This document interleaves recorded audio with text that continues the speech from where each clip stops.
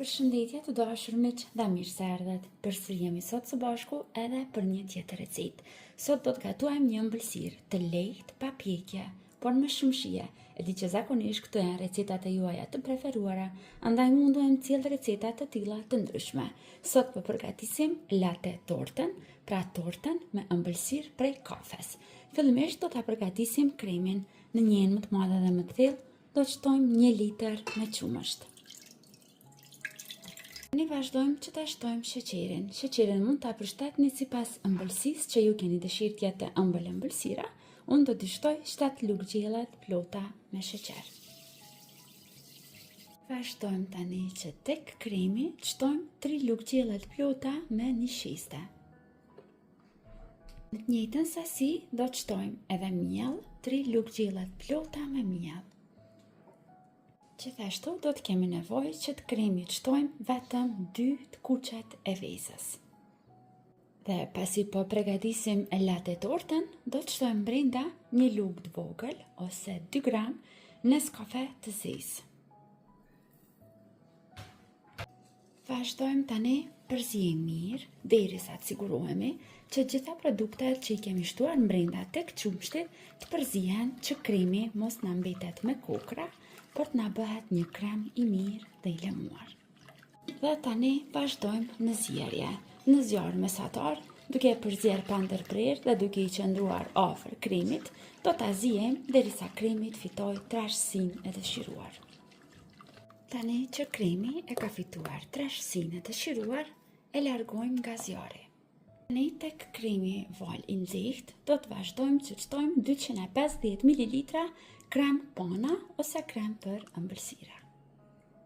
Dhe vazhdojmë tani që të përzijmë derisa kremi pana të bëhet bashkë me kremin që e kemi zier dhe të na bëhet një krem i mirë dhe kremos. Në kremin anësh, vazhdojmë që të përgatisim tani produktet tjera që na nevojiten për këtë ëmbëlsirë.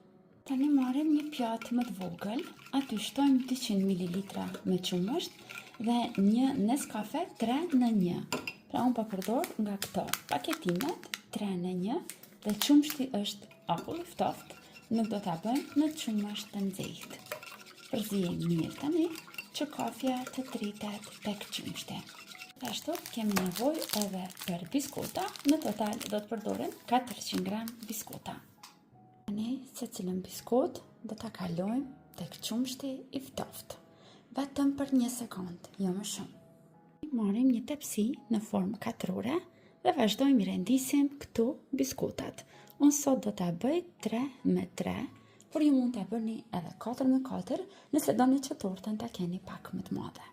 Vazhdojmë tani sipër biskotave, ta shtojmë rendin e parë me krem. E lëmojmë mirë me lugë kremin, vazhdojmë rendisim rendin e dytë me biskota. Dhe me ndihmën e një luge, vazhdojmë dhe lëmojmë dhe e përhapim në mënyrë të barabartë mbi tërë sipërfaqen e biskotave. Vazhdojmë kështu derisa të përfundojmë me të gjitha, edhe me kremin, edhe me biskotat. Tani në një enë më të vogël do të shtojmë 100 gram çokoladë të bardhë. Sipër çokoladës do të shtojmë 100 ml me krem pana. E vendosim tani në zjarr mesatar dhe presim derisa çokolada të shkrihet. E tani tërë ëmbëlsirën e mbulojmë sipër me çokoladën e bardhë të shkrirë me krem pana.